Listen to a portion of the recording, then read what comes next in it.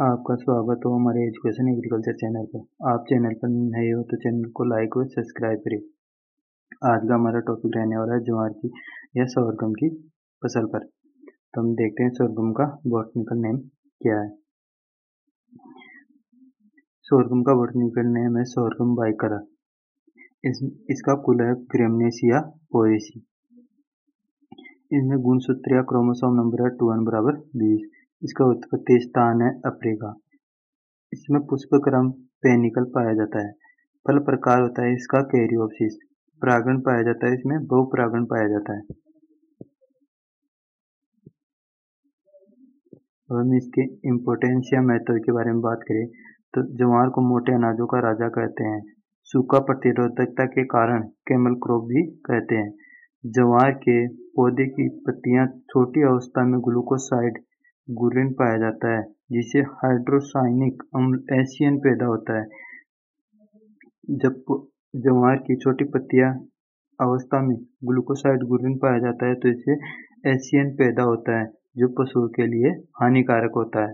जब पशुओं को चारे के रूप में ज्वार डाली जाती है तो ये पशुओं की मृत्यु हो जाती है इसकी एसियन अधिकता होने के कारण। अब हम इसके पोषक मान की बात करें तो इसमें कार्बोहाइड्रेट होता है 70%, प्रोटीन होता है इसमें 10 से 11%, कैफीन के रूप में प्रोटीन पाई जाती है, वसा होती है इसमें 3%। अब हम इससे जलवायु या क्लाइमेट के बारे में बात करें तो गर्म जलवायु का पौधा है। तापमान 26 से 32 डिग्री सेल्सियस तापमान की आवश्यकता है वृद्धि विकास के लिए। ये C4 प्लांट है, लघु दिवसीय प्रभावित पौधा है। इसके 30 से 75 सेमी वार्षिक वर्षा की आवश्यकता होती है।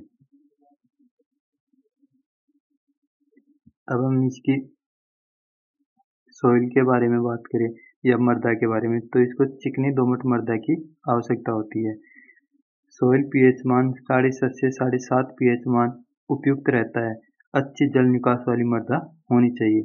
और इसकी वैरायटी या किस्म के बारे में बात करें कि प्रथम संकर के समय CSH 1964 में निकाली गई थी। इसकी प्रथम चारे की किस्म है CHH 106, CV1। सूखा लवण रोधी प्रथम किस्म है CSH 9, पूसा चरी 1, JS 20, SSG 59 और SSG 3 ज्वार चरी फर्स्ट। ये इसकी किस्म है।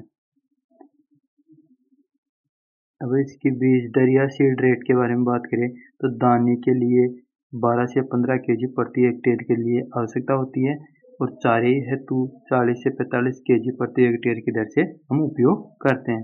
अब हम इसके अंतरण या दूरी की बात करें तो लाइन से लाइन की दूरी होती है 45 सेमी या कतार से कतार की दूरी होती है 45 सेमी। प्लांट या पौधे से पौधे की होती है 15 सेमी। बीज की गहराई 3 से 4 सेमी होती है। बुआई के समय की बात करें, टाइम सोइंग की बात करें तो खरीफ ऋतु में इसे उगाया जाता है। जुलाई के प्रथम सप्ताह में इसे बोया जाता है। खाद व उर्वरक की बात करें तो FIM सड़ी हुई 15 से 20 टन प्रति हेक्टेयर दर से उपयोग करते हैं। नाइट्रोजन 80 kg प्रति हेक्टेयर की दर से उपयोग करते हैं। फास्फोरस 40 kg प्रति हेक्टेयर की दर से। नाइट्रोजन 3 मात्राओं में देते हैं, एक तो बुआई सोइंग के समय, दूसरी 30 से 35 दिन बाद में और तीसरी मात्रा है इसमें नर्मदी आते समय या सट्टा निकलते समय। अब हम सिंचाई प्रबंधन या इरिगेशन मैनेजमेंट के बारे में बात करें तो ज्वार की जल मांग 450 से 650 mm होती है। वर्षा ऋतु में बोई गई फसल की सिंचाई की आवश्यकता नहीं होती है। ग्रीष्म ऋतु में 6 से 7 डे के अंदर सिंचाई की जानी चाहिए। अब हम इसके खरपतवार या वीड मैनेजमेंट के बारे में बात करें तो इसका खरपतवार स्ट्राइगा, धूपघास, चौलाई आदि खरपतवार होते हैं।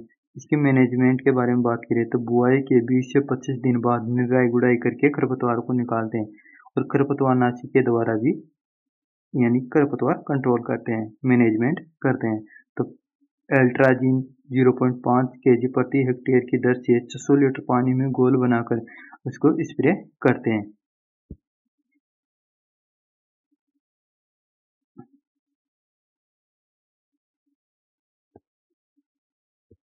अब हम पादप संरक्षण या प्लांट प्रोटेक्शन के बारे में बात करें तो इसमें पादप को कौन कौन से रोग या डिजीज लगते हैं, तो इनको कैसे मैनेजमेंट किया जा सकता है।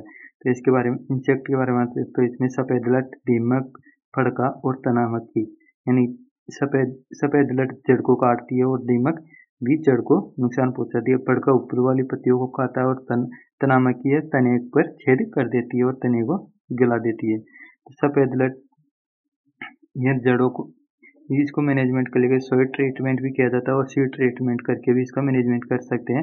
कड़ी फसल में अधिक नुकसान होने पर इसको क्विनाल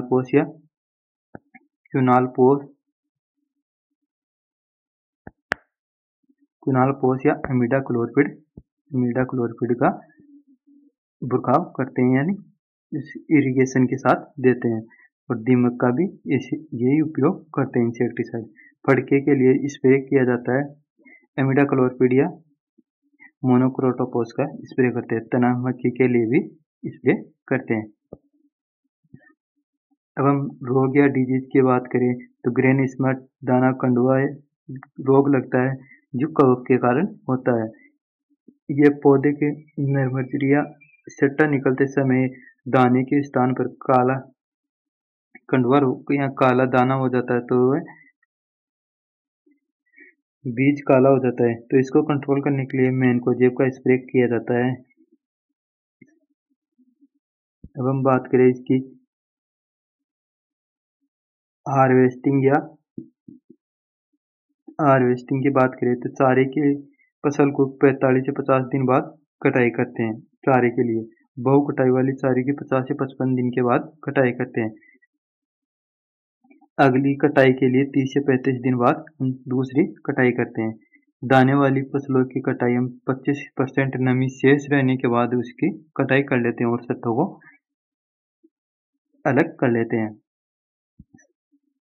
अब हम इसकी उपज या यील्ड के बारे में बात करें तो देसी किस्मों की 15 से 20 क्विंटल प्रति हेक्टेयर दर से प्राप्त होती है और संकर किस्मों में 35 से 40 क्विंटल प्रति हेक्टेयर की दर से प्राप्त होती है।